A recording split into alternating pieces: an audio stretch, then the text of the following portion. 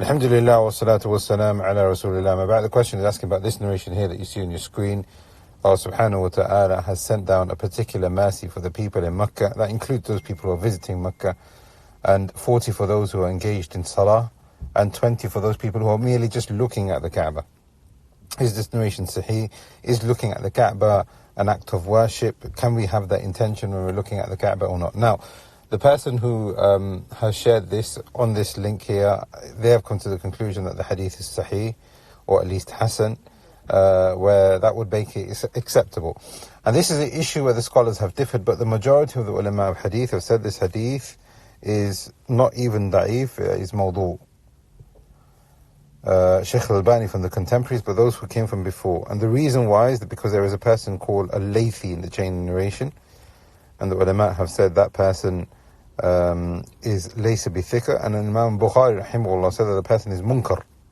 Imam Bukhari called this person munkar, and others from the ulama, from the salaf, have said that the person is matruk, meaning the person has fabricated so much, none of his narrations ought to be taken into account, no consideration whatsoever.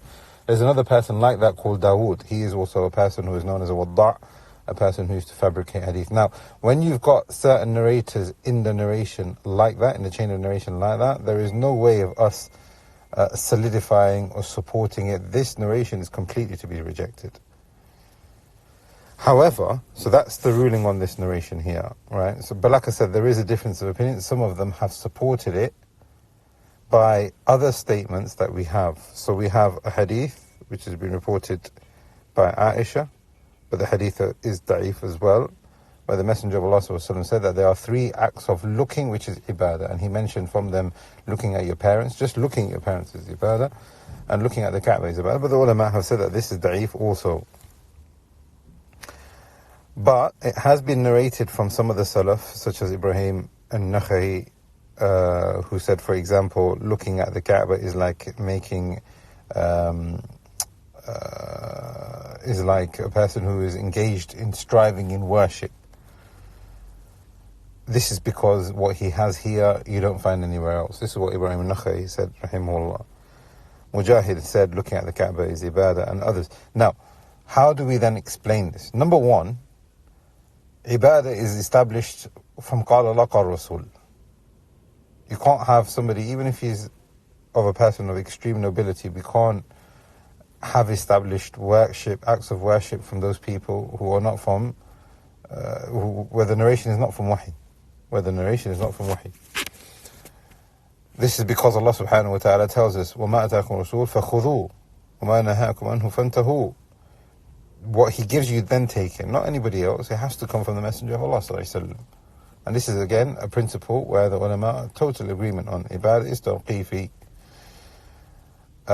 Number 2 then, how do we understand these narrations? In obviously receiving this information from the Salaf. So we're not going to completely discard it and say, well, it's not part of the religion, therefore, even if Ibrahim al-Nakha'i and Mujahid and Ibn Abbas and others, Ibn Abbas himself as well, this narration goes to Ibn Abbas, the initial one.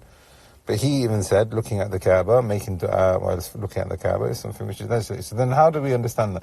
What they are saying here is that this is from their own advice, and this is mubalagha, as the ulama have said. This is an extreme love that a person should have to the Kaaba. Not that it is an act of worship itself, but the person should show humility and submission, and that it is a sign of tawheed. And this has been mentioned by Shaykh al-Uthaymeen and Shaykh Salih al-Fawzan as well, that look, it's not an act of worship because you need dalil. However, it is beloved to Allah. It is the house of Allah subhanahu wa ta'ala. It's the first masjid.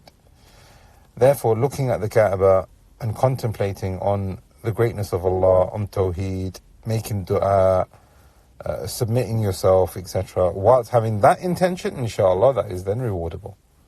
So nobody can understand from this and us saying, okay, it just becomes a normal building, so that, even when you look at it, you don't get any reward. That's not what we're saying. What we're saying here is that if you were to ascribe something to the religion and reward, you need dalil.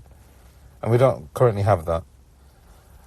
However, looking at the Kaaba can create acts of worship internally, externally, for the person who is thinking about Allah subhanahu wa ta'ala.